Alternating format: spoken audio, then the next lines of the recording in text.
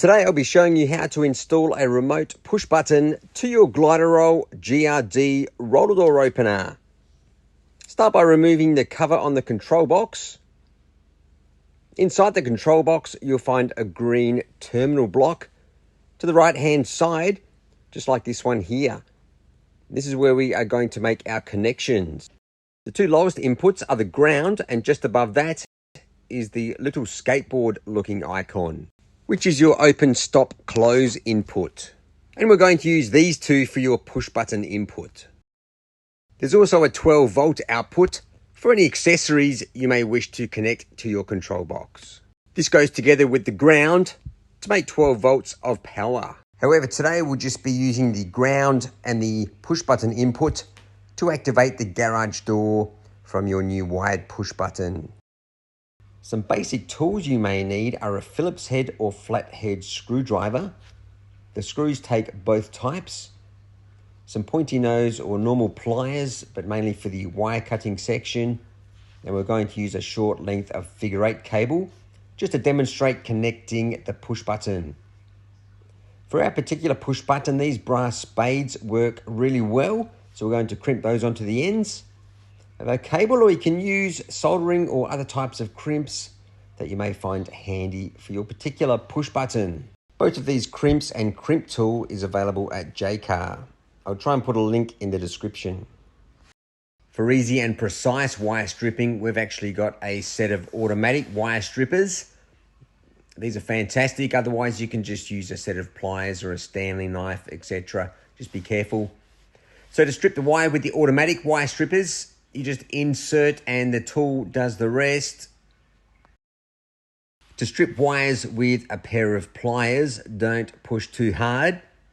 Otherwise, you'll snip off the end of the cable. Just apply light to medium pressure and give it a couple of pulls. And the sheath should pull away nicely. Sometimes it's easier to separate the cable first and do each wire individually.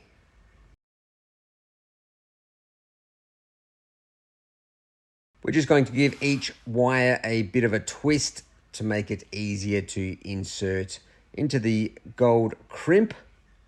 And we'll cut it down to about 5 millimeters. The next step is how you connect the brass crimp to the end of your cable. This won't be necessary if you're soldering or putting your push button connection in a different way. You can either pop the crimp straight onto the end of the wire and then into the tool and insert the wire after. But ensure the end of the crimp is facing down into the W shape on these particular crimps, and then give the crimp tool a firm press, and this will crimp onto the wire.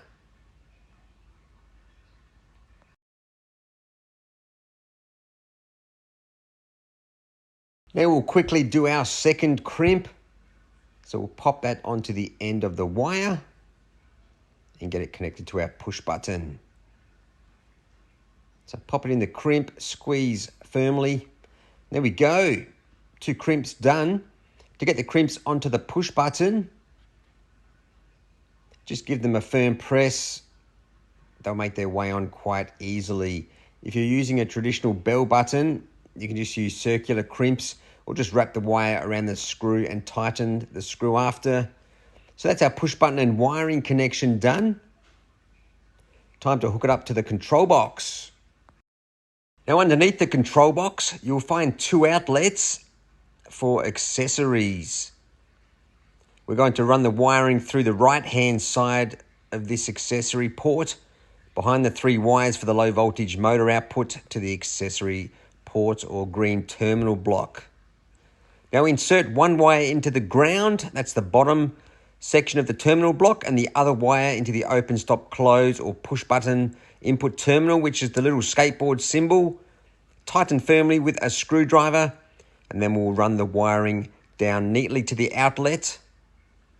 Just find the gap on the side of the box and poke that in neatly. This, of course, is just a small section of figure 8 wiring for demonstration purposes. Before we replace the cover on the control box, we'll just give our push button a quick test. and make sure it activates the control box. We definitely have activation. So now we can put the cover back on our control box. Also, if the main button of your control box has failed, you can also use this button as a replacement. I normally stick it down here for easier access, especially if your control box is up high. So just insert the new push button accordingly. You can also run more than one push button on this control box. Just insert multiple wires into the same input on the terminal block and run a second or third push button anywhere you like in your garage or home. And that's how you install a new push button on your Gliderol GRD control box. So I'm that roller door bloke. Thanks for watching. If you found this video helpful, give it a thumbs up and drop a comment below. Be sure to subscribe so you don't miss the next great garage door tip.